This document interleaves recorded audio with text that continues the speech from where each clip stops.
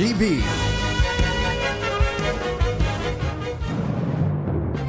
Hatod sa Indo kan DZGB, ang programang Legally Yours GB. Ini ang programang magtataon ng opinyong legal, madaraning impormasyong legal, asin pagdiskutir kan mga napapanahon na issue, mapadapit sa mga lays kang nasyon, asin maging sa lado lokal. Legally Yours GB. Mga legal advices, asin masimbag sa indong mga kahaputan. Legally Yours GB. Magpartisipar, asin magkapot, gunyan. Uya, ang sa indong makakaiba. Digdi sa Legally Yours GB. Good morning po sa Indo ka boss. Yaw naman po ngunyan kita mag-iiribaan sa satuyang programa ang Legally Yours GB. Ini po si Kuya Mike, asin kayo pata po ngunyan ang satong partner. Good morning, Attorney Tin. Good morning, Kuya Mike. Asin sa tuyang mga paraan tabay po sa Legally Yours GB dapat aram mo. Ini po si Christine Longabella. Yes, ngayon po aldaw nin Sabado, June 29. Tama? Tama, Kuya Mike. Okay. Grabe makaskason ang bulan ni Hunyo, Kuya Mike. Ano? Sa aga, Yes. katapusan na naman kang bulan. And sa Lunes, panibago na naman na bulan. Panibago na naman. Yes. Sa aga, Attorney Tin, nagtatapos sa aga ang uninterrupted 30-day vacation kang mga DepEd school teachers. Oo. Pag- Kaiba ka duman, Kuya Mike. Siyempre. Day na ako duman kaiba. Dahil na.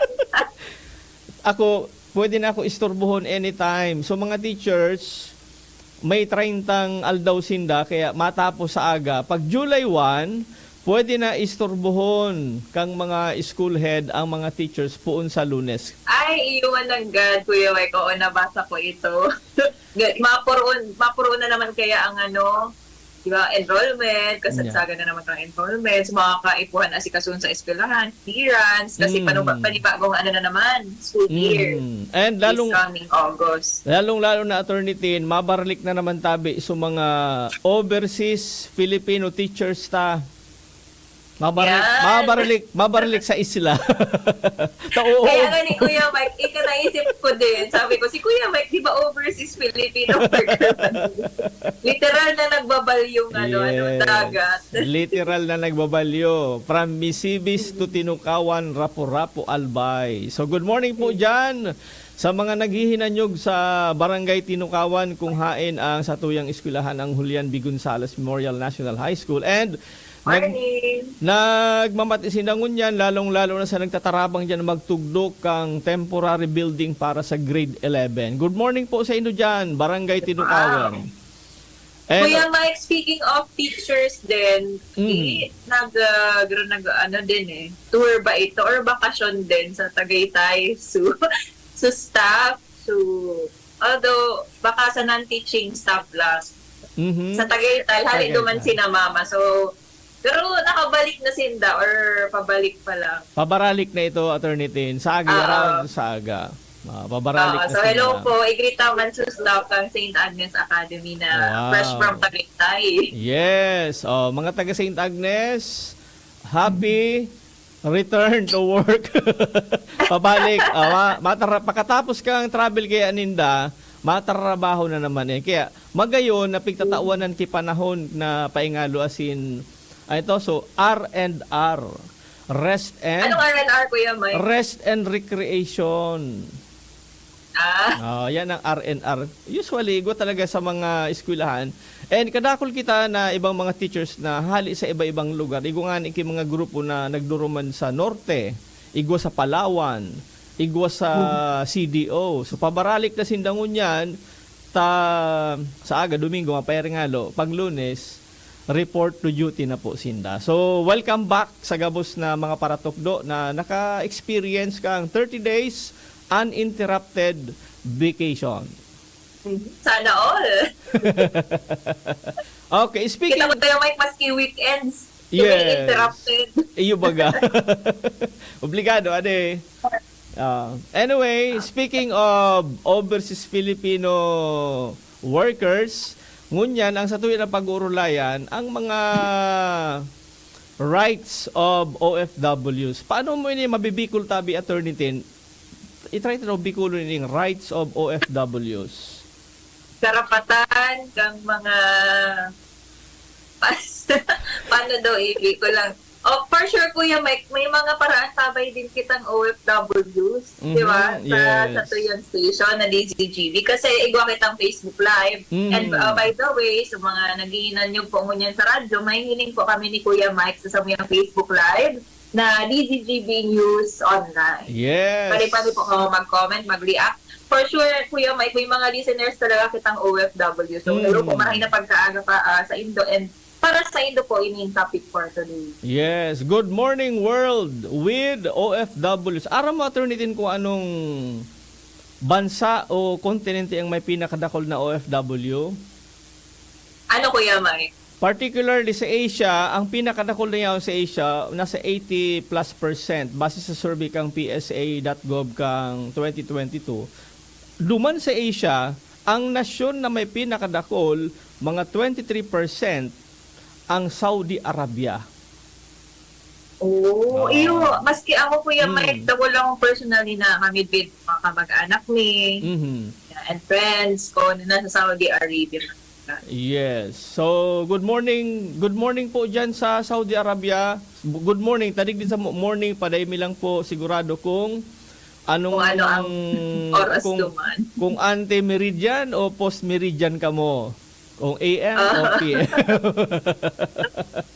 Okay. Pero Kuya Mike, makabilib actually ako. Bilib talaga ako sa tuyang mga OFWs kasi bako ka raw ang sa indang trabaho. Yes. Diba kung kita lang nga na yaon lang digdi sa Pilipinas sa ibanan ang pamilya ta or loved ones nadidipisilan na sa tuyang mga kanya-kanyang trabaho. What more ang sa tuyang mga OFW na lalo sa mga harayo din sa indang mga pamilya. Yes. So isina baga ang pikukonsideratang mga nabubuhay na bayani. Taang ibang bayani, baga garadana, sinda sana ang buhay na bayani na mga miridbidta. Kaya tama ito, Attorney Tin, ang paghahanga mo, sasabayan ko man yan kay Parakpak, as in, duwang kamot na halabaon sa pag-welcome sa satuyang programa kang gabus na mga OFW ito na padaba. Yes, Kuya Mike. So, tugang ko nga ni Kuya Mike na si Man. Soltero pa ito. Perming napupo nga sa girlfriend niya pag nasa abroad. Ay, wow. Sana all. all. So may mga aki na nasa to yung mga OFWs, di ba? Sana all my girlfriend. Hala si Kuya Mike. Nagihiling si hi po, ma'am. Hello tabi sa kuyang ex-girlfriend. Tagom na. Okay, so speaking of mga OFW, igwa pala na Attorney Tin kiduwang klaseng OFW. Aram mo ito sa duwang klase? Ano yan, Kuya Mike? Ang primerong klase, land-based. So yaraon sa yaon sa daga. Sutugang mo, sea-based. Ayan, sea-based OFW siya. Yan. Ang kinaban niya, ka mga sea-based, tubig. So nagpapataw-pataw sinda sa kinaban kang dagat. So mas dipisil, mas doble ang kadipisilan kainin mga tugang tang OFW na yaon sa dagat, Attorney Tin. Kung ako kuminsan, nagiiling ako yung mga video baga na darakulaon pala niya ako ang ukol. Ang dakulaon na barko, minasaradayoton sa ukol na sana pag nakakail na. Dakol kaya ako yung Mike ang risks pag nasa dagat. Yan. And kung minsan may mga issues and concerns kita na mga naiisihan baga sa mga tugang tang OFW. Kaya mariinin na pag-urlay-ulayan ta Attorney Tin na rights of OFW. Mga mga tuo kang mga nag-abroad. Yeah. Kaya pala ng Bicol, ano? Mga paraan tabay talaga na sa mga OFW na nagdadangong po ngunyan. Baka igwa ka mong aram na Bicol term, di ba kung ano po ang apon sa Indo talaga. Yes. In Bicol. Okay. So anyway, speaking of OFWs, Kuya Mike, especially pertaining to their rights, igwa kitang guest speaker na iyo ang ma-diskutir, manungod po sa topic na ini. And ang guest speaker na ini, Kuya Mike, is from Manila pa. Wow. So, kaikuhan ta na yata ang Tagalog. Kailangan. Mariparo na kita. Kailangan na. Baka mamalisyahan tayo. Baka mariparo na tayo. Okay, Kailangan sige. na tumagalog. Okay. So, he is a good friend of mine even before we were law students. Baka nagtataka ka, Kuya Mike, kasi paano ko naging friend from Manila siya na law student before because of Association of Law Students of the Philippines. So, para ito yung organization namin before when we were law students, we get to know our fellow law students from all over the Philippines. So, kahit iba-iba po kami ng law school, we became friends because of Association of Law Students of the Philippines or ALSP. May mga convention kasi ito, Kuya Mike, na nag-a-attend kami. And then yun, nag-elect din ng officer. So, naging part din ako ng board. That is why we became close. And even si Attorney Adolf Reynoso, kung naalala mo, Kuya Mike, from Palawan. Yes. He was my Yes, vice governor before when I was the governor for South Luzon. So, ito si Attorney Mark Camano is from Manila. Attorney Mark S. Camano is a cum laude graduate of Bachelor of Science in Political Economy from the Polytechnic University of the Philippines or PUP. Okay. And he pursued his Juris Doctor degree in the same university. He was the Vice President for External Affairs of PUP College of Law and affiliated with Courts Appointments Watch Philippines as co-convener for the Association of Law Students of the Philippines. At a young age, he was able to establish his own business and the CEO of Camano Property Management Incorporated. Wow! Mas bata pa to sa akin, Kuya Mike, pero gano'n na yung kanyang accomplishments, achievements in life. He handled different businesses in Metro Manila and Antipolo. He has been legal manager for the last 3 years. Currently, he has his own law firm, Camano Law Firm, and serves as legal counsel in various companies. He also appears as guest speaker to discuss Philippine laws and concepts. So that is why he is here with us right now. Na kapasok na po ba ang ating guest sa ating Zoom? Nandiyan na po Ladies and ba? gentlemen, Nandiyan let us na. all welcome through live, Attorney Mark S. Camano. Good Yeah. morning, Attorney Mark. Good Panyet. morning. Good Si morning. Kuya Mike to. Good morning, Kuya Mike. Nice to meet you. And it's an honor to be here sa inyong radio program today. Yes. It's nice seeing you again, Panyet. Galing kami dyan sa Bicol last week. Kasi Oo nga. ako actually sa may area mo, dyan sa Legazpi, kaso gabi na, sarado ka na. Sayang, di kayo tumuloy dito sa Ginubatan. Okay. But anyway, sige, Attorney Mark Camano, the floor is yours. Please feel free to discuss everything tungkol sa karapatan ng ating mga OFW. At andyan si Kuya Mike, ang ating actor. Yes, good morning, Attorney Mark Camano, and welcome po sa ating programa, ang Legally Yours GB. Good morning, Kuya Mike. Okay. Attorney Tin and Attorney Mark, kung meron palang AFAM, 'di ba? Meron din palang alam. Alam mo bang ibig sabihin ng alam? A lawyer at Manila.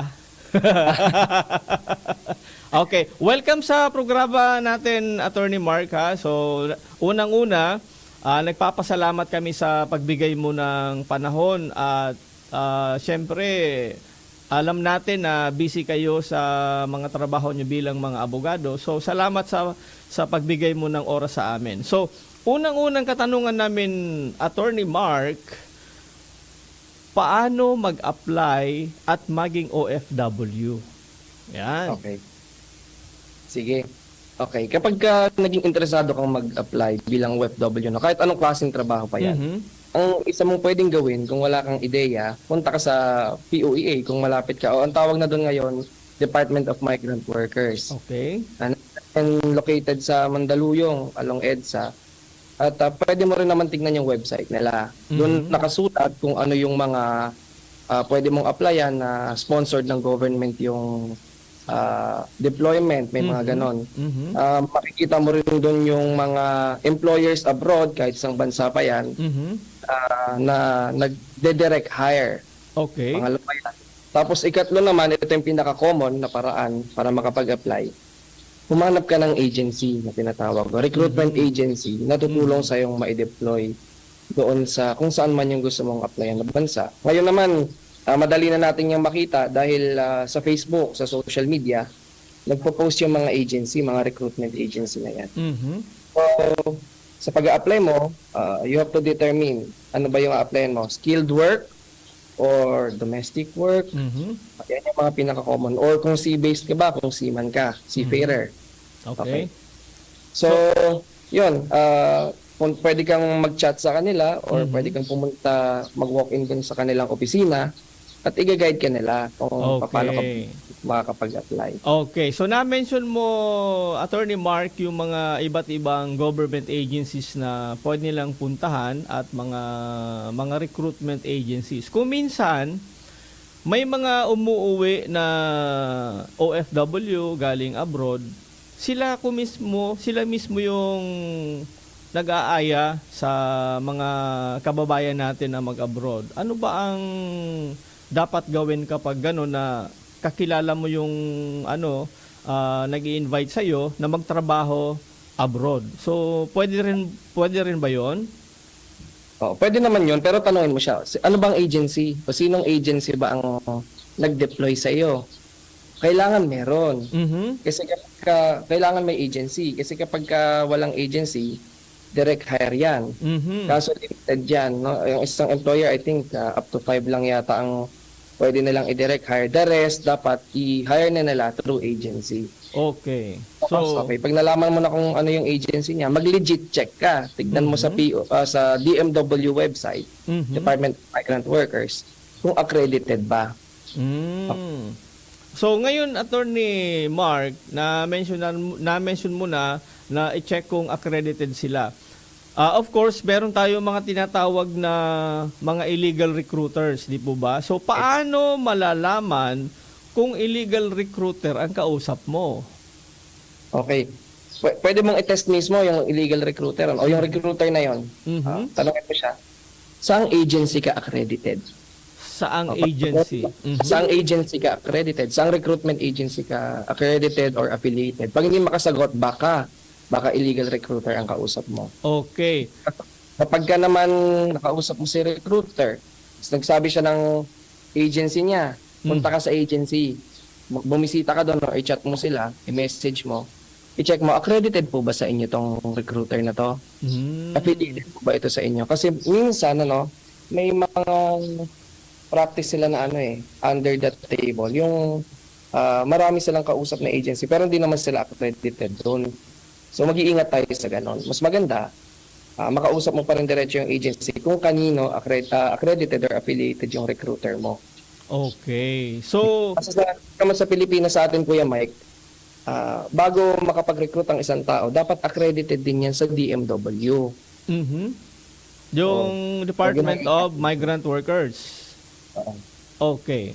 So, yung mga pig-mention mo, Attorney Mark, na mga government agencies na like yung POEA, yung DMW, pwede bang dun ka magdirekta at titingnan mo na doon yung mga accredited at kung meron dun silang deployment, parang baliktad yung approach.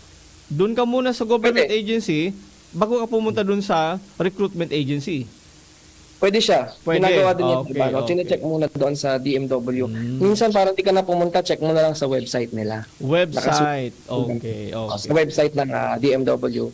Nakalagay doon sino yung mga active yung accreditation, sino yung mga suspended, sino yung mga record, may mga derogatory record. Nakasulat doon lahat.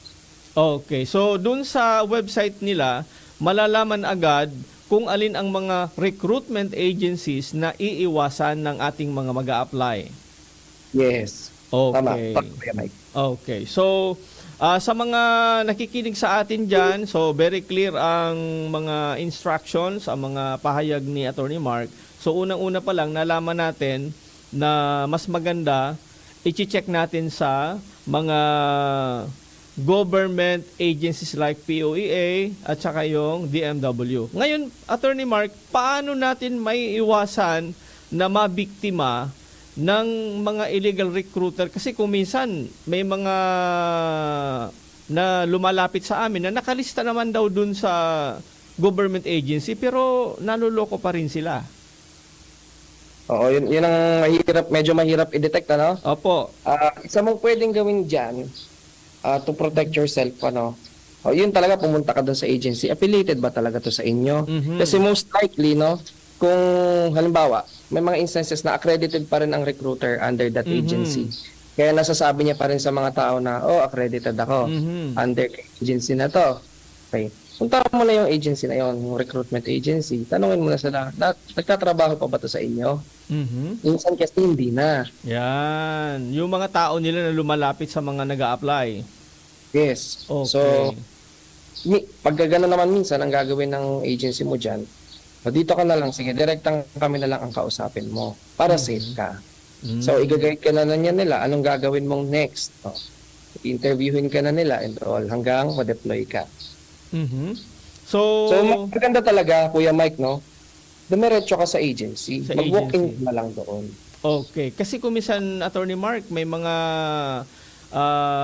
iba tayong mga ibang recruiter na talagang mahilig manloko at magaling mambola, 'di ba? Yes. At saka yung mga kapatid natin mamadaliin 'yan, tapos may mga hinihingi pa yan na mga fee. So, paano natin malalaman, lalong-lalo na kapag humihingi na ng bayad? Automatic ba kaagad ihihinga ng bayad yung mag-a-apply o meron muna mga dapat na gawin bago magbigay yung ating mga mag-a-apply para maging OFW? Okay, dapat hindi Yeah. Halimbawa, depende yan sa trabaho. Okay? Kung domestic worker ka, domestic helper ang ina-applyan mo, no placement fee policy yan. No placement fee. Sabi ng DMW. So, dapat wala kang babayaran except sa mga travel documents mo like yung passport, NBI clearance, yung mga ganyan, mga basic requirements. Pero yung magbabayad ka kasi usually sa recruitment, 1 month placement fee ang binabayad mo para makapunta ka sa abroad. Pero may mga trabaho, may mga kategory ng trabaho na bawal ang placement fee. Meron din namang mga bansa na sila mismo nagbabawal maningil ng placement fee. So, i-check mo yan. Tignan mo lang, may Google naman na ngayon, or pwede mo rin itanong doon sa agency mo. Pero kapag ang recruiter, hiningian ka kaagad ng amount, medyo magduda ka. Okay. Usually, ang mga Pilipino, domestic helper ang ina-applyan. Wala pong placement fee yan. Okay. May nagtatanong dito, Attorney Mark, si 0613, sabi niya, good morning Kuya Mike, good morning Attorney Tin. Merong nagre-recruit dito sa amin, hinihingan kami ng 20,000, all in na daw, package. Ano po ang gagawin namin? 20K, all in package. Tanungin mo, saan agency niyo po ako ipaprocess? At anong ina-applyan niya? Ano mo nang ina-applyan niya? Baka naman, pwede talaga yung placement fee, no? Depende sa trabaho. Pero kung domestic helper nga yun, example, dapat wala dapat singilin sa'yo. Yun. So, i-check agad sa agency kung accredited yung, at kung sino yun na yung nagre-recruit sa kanila, kunin yung pangalan, at kung anong recruitment agency, i-check doon. Yes. At Kuya Mike, magbabayad ka lang ng placement fee dapat dun sa agency mismo, ha? Hindi sa ibang lugar, sa mismong opisina ng agency. Hindi doon sa nagre-recruit sa lugar nila. Hindi, bawal yon. Doon tayo, diretso sa opisina. Okay. Yung mga ibang may mga concerns dyan, na mga nag-a-apply na maging OFW, ang numero po 0930-214-9781. Kung may mga comments kayo, may experiences kayo na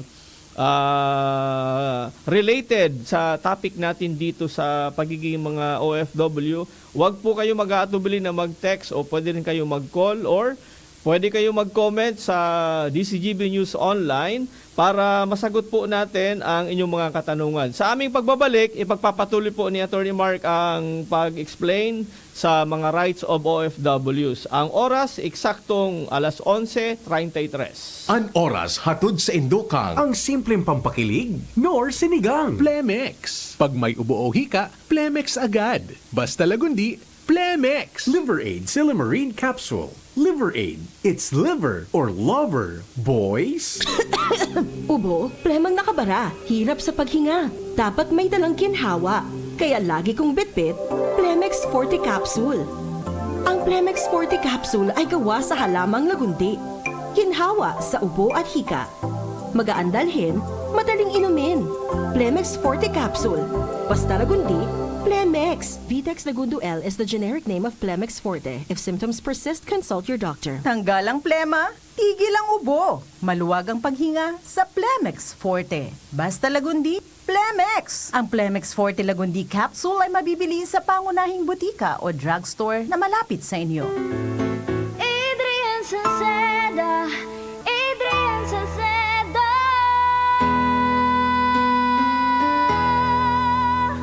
Padagos ang pagtabang niya sa sato padabata. Yan ang satong alkalde sa banwaan ni Pulangi. Taon-taon kadako lang mga naginibuhan niya. Idolo padabata si Adrian Salceda. Tunay na aki kang tercer distrito. Nonoy kap Adrian sa tuyang idolo. Adrian Salceda, padabat siya kan masa. Alcalde kan Pulangi, mayor nonoy kap ikana. Adrian Salceda, pag-asenso na matita. Banuan kan Pulangi, kay mayor nonoy kap. Come to the Metro and you will find everything you need. So keep this in mind. Something sporty. Something smart. Something homey. That's just the start. Whatever you beat it, whatever you style. It's here at the Metro. It'll be worth your while. There's something for you. Something for you. Something for you at the Metro. There's something for you at the Metro. Ikalawang distrito, mayroon akong paborito. Siya'y may prinsipyo, may puso sa tao. Nooy pinapangarap, ngayon ay nahanap na kita. Tapat na panggogobyerno, serbisyong makatao lahat. Tara na! Si Kaloy ang diskorya, kapuso, kapamilya, kalalahin natin siya. Kaloy ang diskorya, kalingan niya sa masa, tayo'y magsaya. Mahal ng baboy. Paano sasarap ang ulam? Pag Friday na, let's eat munggogo with no pork cubes. Pampasarap ng todo. Pag Friday na, let's eat munggogo. 1 kilo pork, sarap in just 1 cube. Pag Friday na, let's eat munggogo. Munggogo. Munggo Fridays for life. Nor. Realize true comfort and relaxation at Dorotea Resort and Spa, a perfect venue for family outings, couple retreats, and various functions such as weddings, birthday parties, corporate seminars, and conferences. Dorotea Resort and Spa. We have backpackers rooms, standard rooms, deluxe, suite, and a penthouse. Also, relax and rejuvenate with our spa's invigorating treatments, services, and facilities. Dorotea Resort and Spa, Kahugutan, Bakakay, Albay. For reservation, contact us at 0917-777-5734. Find us on Facebook, Dorotea Resort and Spa. Relax, rejuvenate, and enjoy. Only here at Dorotea Resort and Spa. Camille Prats Yambao po. Yan sila Nala at Nolan. Nagkakatuwaan. Mommy, wala na ko ubo. Good. And what did Mommy give you? Plemex for kids. Para sa ubo ng mga anak ko, Plemex for Kids. Gawa sa natural na halamang lagundi. Tinutunaw at pinalalabas ang plema. Ginhawa sa aming pamilya. Plemex for Kids. Lagundi Plemex. Vitex Segundo L is the generic name of Plemex for kids. If symptoms persist, consult your doctor. Mamis, agapan agad ang ubo at plemang nakabara. Pambatang Lagundi, Plemex! Hindi sa tercer distrito maungmaan mga tao sa imong pagserbisyo. Congressman Didi Cabredo, si sa inka man magduman, madaling ranihon maaasahan. Para para siratit sir o driver ka man, estudyante simpleng tao tinatabangan. Kung Didi Cabredo, salamat po sa imong marhay na pagserbisyo. Kung Didi Cabredo, tunay na progresibo ang tercer distrito. Kainan na! Tinola na! Tinola? Wala namang lasa. Tinolang matabang kulang. Dagdagan ng Nor Chicken Cubes! 1 cube lang. May rich flavor pa. May sarap ng isang buong manok! Na matagal na pinakuluan. Nor! Sarap ng tinola na miti sarap. Sarap pala ng tinola. Ang miti ng lasa. Ma, extra rice pa. Nor!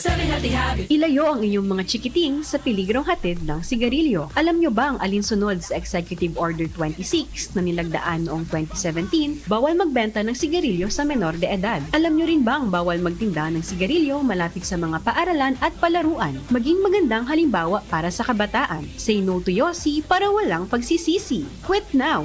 Dial 1558 for assistance. Isang paalala mula sa inyong DOH Bicol Center for Health Development.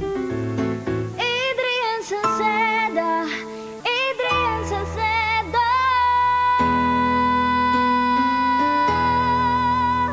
Padagos ang pagtabang niya sa sato padabata.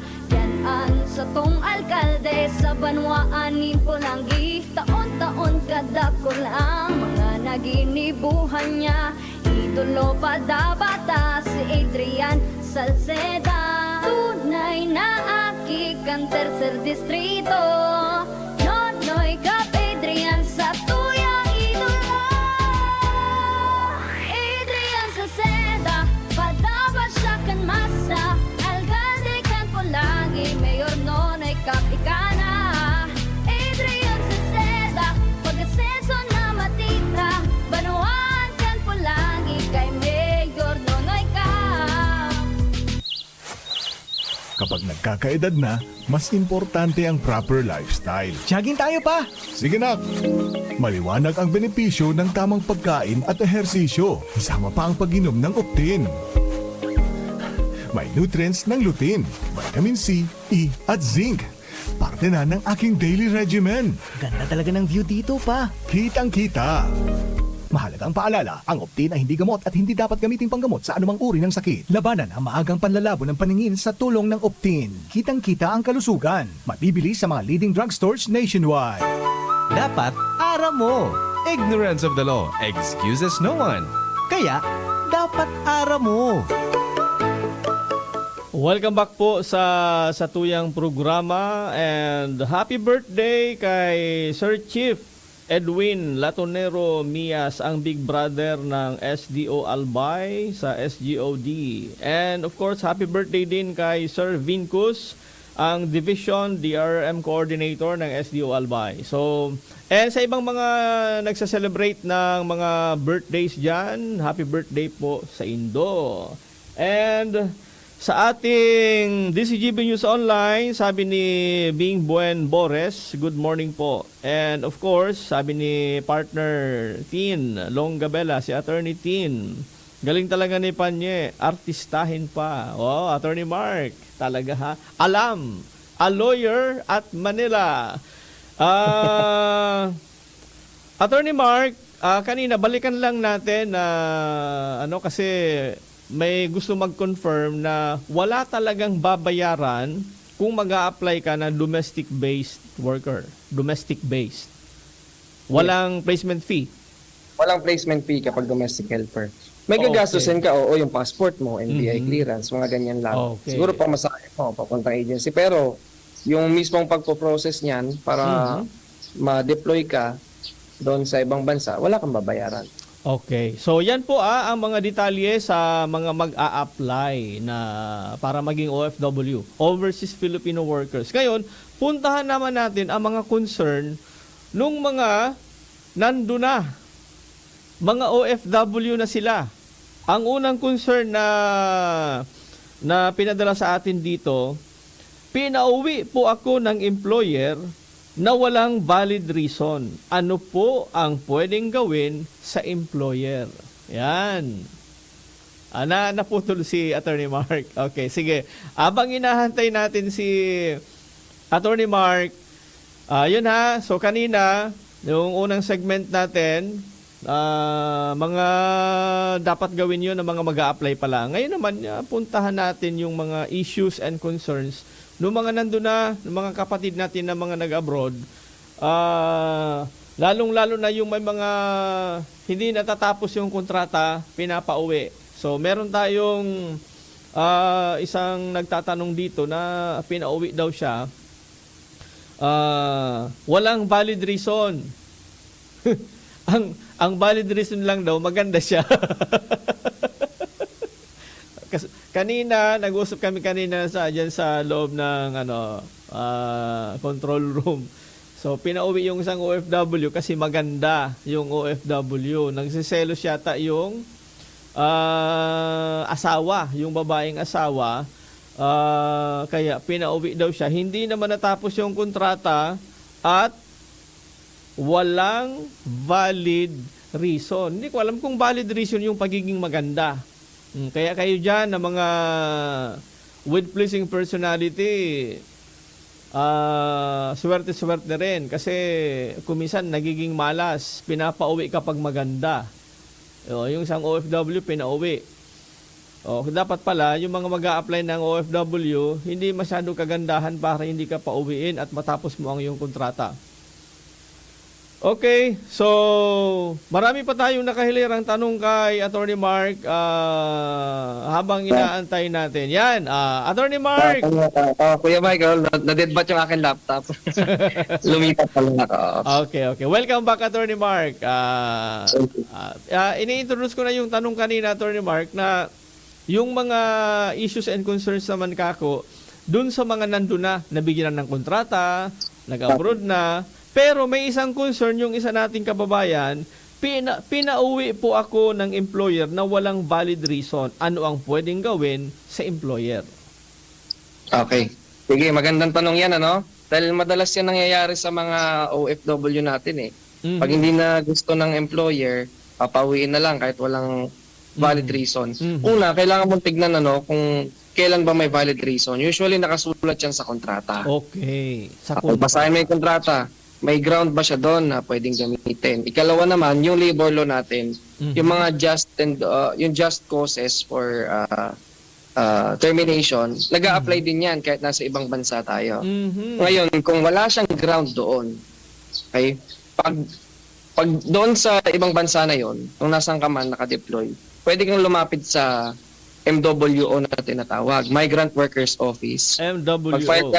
Mag-file ka ng request for assistance. Kung nandun ka pa ha, pero kung bigla-bigla kang pinauwi, may ticket ka na, no choice ka, nandito ka na sa Pilipinas, pwede kang lumapit din sa DMW dito, o kaya sa,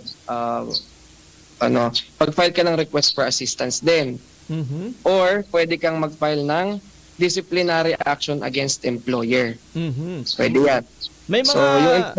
May mga dapat bang dalhin, Attorney Mark, pag nag-file ka niya ng assistance?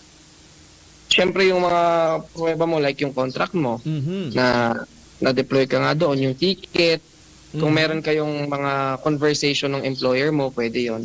Pero mas maganda po, Kuya Mike, humingi ka pa rin ng tulong doon sa agency na nag-deploy sa'yo. Tutulungan ka niya nila. Sa agency na nag-deploy, yes. Okay? Ngayon kung balik tayo sa nandun ka pa sa ibang bansa, pinapauwi ka na. Hindi ka pa naman, kumbaga wala ka pa naman ticket, humingi ka ulit ng tulong sa agency mo, doon sa tinatawag na welfare officer. Ang bawat agency po natin, recruitment agency, required po yan na magkaroon sila ng tinatawag na welfare desk officer or WEDO. Yan ang lalapit-lapitan mo kapag nagkakaproblema ka sa ibang bansa bilang OFW. So si WEDO, welfare officer, tutulungan ka niyan. Baka naman kung ayaw ka na talaga ng employer mo at ayaw mo pang umuwi ng Pilipinas, baka naman pwedeng tulungan ka ng agency na lumipat lang ng ibang employer. So pwede yon. Minsan hindi po kailangan na kaso-kaso ka agad. Hindi rin kailangan na irereklamo mo kaagad yung employer mo. Kasi ang goal mo naman kung ba't ka nandun sa ibang bansa ay para makapagtrabaho ng tuloy-tuloy hanggang matapos mo ang kontrata. So yun, gawin natin kakampi at katuwang yung agency natin sa Pilipinas. Pero kung hindi ka naman na talaga ina-assist at napauwi ka ng Pilipinas, ayan, ang pwede mong gawin, maghingi ka ng tulong sa Department of Migrant Workers, file ka ng request for assistance doon, o kaya yung tawag dito, yung disciplinary action against employer. Okay. So paano, Attorney Mark, ano ang mangyayari dun sa, hindi natapos yung contract, di ba? So ano ang mangyayari dun sa unexpired part ng contract? Magandang tanong din yan, ano? Depende sa'yo, no? Gusto mo bang i-claim yung buong unexpired portion? Or pwede naman na humingi ka na lang ng isang buwang sweldo? Depende sa'yo. Pero under the law, required ka talaga sa unexpired portion or yung bilang ng mga buwan or araw na dapat nandun ka pa sa ibang bansa. Halimbawa, 2 years contract ka. Usually 2 years yan kapag halimbawa domestic worker. O pag naman skilled, minsan 1 year, minsan 2 years. Okay? At halimbawa, 2 years contract ka, 2 months ka lang nandoon. So meron ka pang 10 months. Pwede mong singilin yun. Yung Okay. 10 months. Okay. Kung ilang buwan pa yung natitira. Kay employer, ha? Kay employer. Paano, Attorney Mark, kung merong talagang valid reason, yung may ground talaga yung pagtanggal sa'yo, may epekto ba yun dun sa unexpired na pwede mo i-claim? Okay, kapag valid naman ang pagkaka-terminate sa'yo, ang pagpapauwi sa'yo, wala, hindi ka makakapag-claim ng ganoon. Kasi on that situation, kasalanan mo na yon. Baka may mali kang ginawa. Okay. Okay, pero pwede naman hindi ka pa makauwi, makiusap ka sa agency mo, na baka bigyan ka ng another chance, tapos ililipat ka lang ng employer, magpakabait ka na. Oo. Magpakabait na.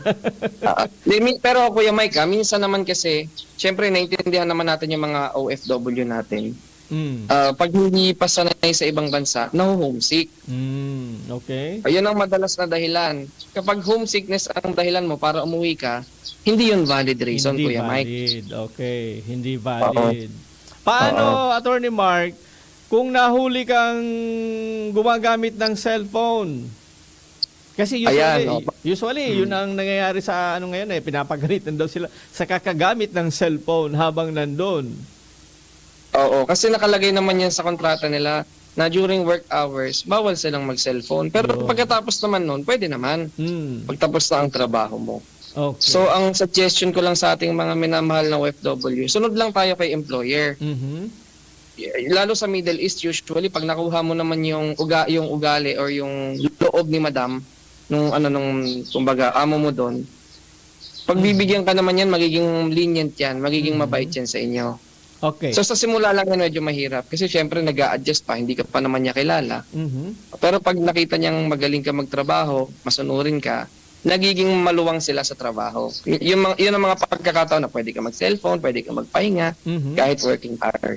Okay. May nagtatanong dito, Attorney Mark, si 1131. Sabi niya, good morning Kuya Mike, good morning Attorney. Kami po pinapakain dito ng mga tira ng aming employer.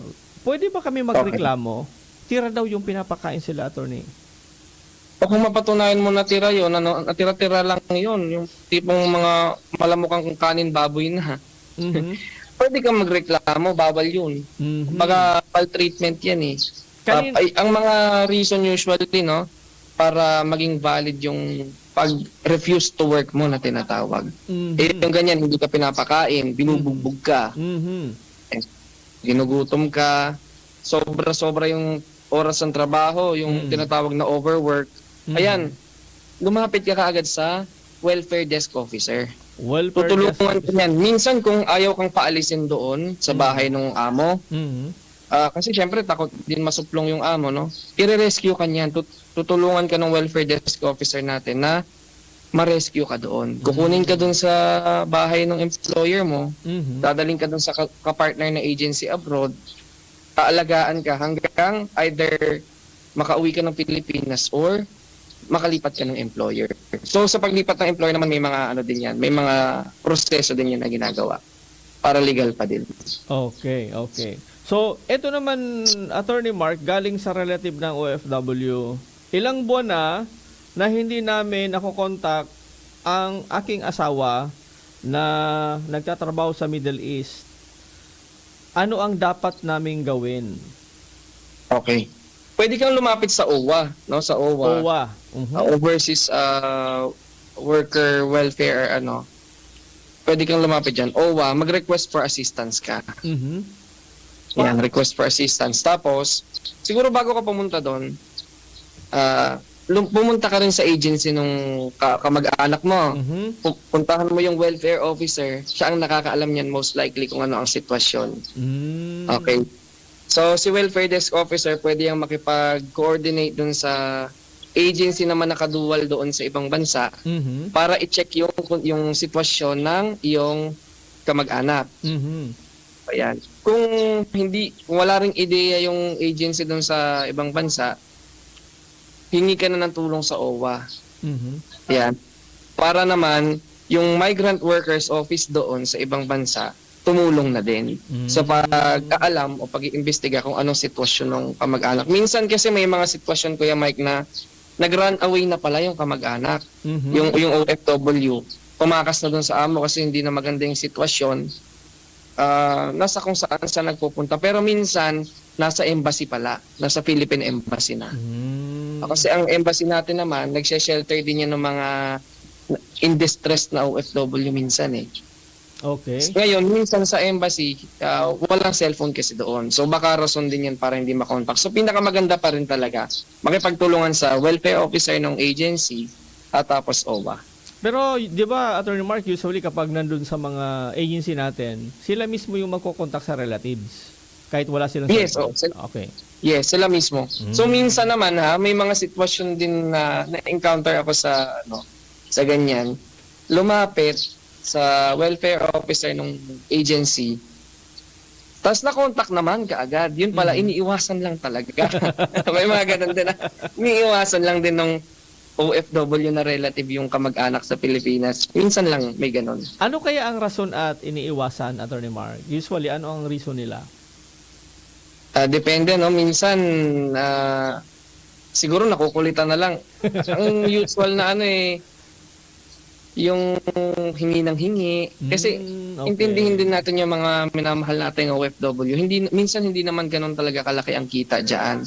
At yung minsan din, lahat ng kinikita nila doon, pinadadala nila sa Pilipinas. So walang naiipon. So, yun ang most likely na reason yan, nakikita ko. Nakukulitan. Kaya sana yung mga naiwan dito, hinay-hinay naman sa pag-hinay. Yes. Okay. Hinay-hinay din talaga. Hinay naman talaga. Okay, Attorney Mark. Hindi naman sila nagbabakasyon doon. Oo. Meron dito pang isang katanungan, pero hindi ito related sa OFW right and welfare. Ang katanungan niya, sabi niya, good morning, Kuya Mike and Attorney. Baka pwedeng matanong si Attorney Mark kung ano ang pwedeng ikaso doon sa mga taga San Juan na nag-abuso during sa Wata Wata Festival. Ano bang nangyari doon sa sa Wata Wata? Hindi ako familiar. Yung nagbasaan sila, Attorney, nagbasaan yata yung during nung fiesta sa San Juan. Yung nagbabasa.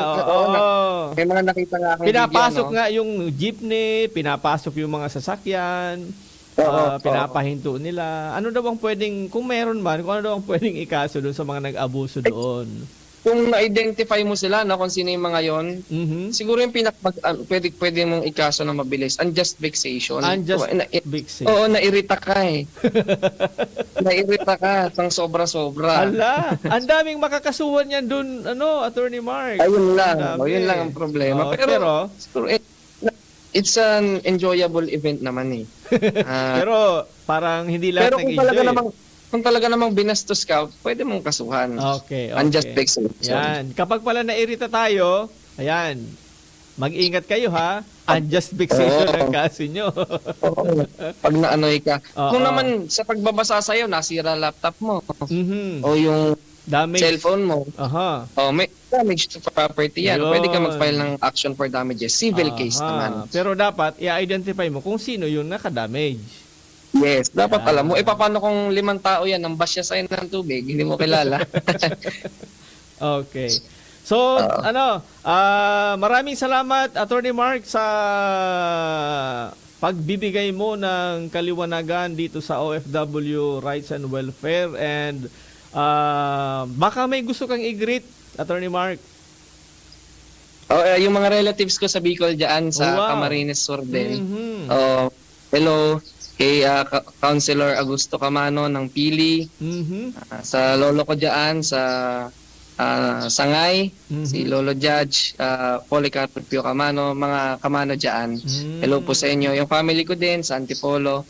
And sa Masbate, mga Ragot family. Okay. Ayan. So, tubong Bicolano ka rin pala, Attorney Mark. Opo. Pero madalas kami talaga dyan sa Bicol. Pero Kaya lang hindi na ako nasanay mag-Bicol. Yun sana itatanong ko, nakakainig ka ba ng Bicol? Nakakaintindi, pero sa pagsalita, medyo Okay. Bulol-bulol. Any last messages para sa ating mga kababayan, lalong-lalo na sa mga OFW? Ayan, sige po. Always check kung legit ba yung kausap mo. Makikita mo naman yan sa website ng DMW, sa online. Kapag ka naman may problema ka, nasa ibang bansa ka, ang kakampi mo yung welfare desk officer ng agency. So mag-iingat palagi kayo dyan, and ayun lang. Tapos kapag ka naman may legal concerns kayo, mga OFW kayo, pwede nyo naman akong i-text or i-chat. Meron kaming Facebook page po, Camano Law Firm. Yan. So, yan yung may mga concern sa legal na concern sa mga OFW natin. If ever malapit yan sa inyo, saan pwedeng matagpuan ang law firm nyo, attorney? Nandun po kami sa Ermita, Manila. Ermita Center Building along Ross Boulevard. Sa tapat po ito ng Philippine Embassy. Okay. So kung hahanapin naman sa online, Camano Law Firm ang hahanapin nila. Yes, Camano Law Firm. Yes. Okay. So thank you very much. Yes. So maraming salamat, Attorney Mark, ha. Sana maulit muli ang pagkikita natin sa radyo. Baka invite ka na lang ulit pag may mga concern kami. Sige Kuya Mike. Ano naman ako, available naman ako para sa inyo. Okay. So, thank you very much, ha. Yan po si Attorney Mark Camano ng Camano Law Firm dyan sa Ermita, Metro Manila. Thank you very much, Attorney Mark. Okay, so yan po ang katirimunan kang satuya na mga topic tangunyan manungod sa OFW Rights and Welfare. Sa ngaran po ni Attorney Tin Lungabela, NP si Kuya Mike, nagawala sa Indo na ang kamangmangan sa batas ay hindi dahilan. Sa Indung Nadangog ang programang Legally Yours GB. Abangan giraray sa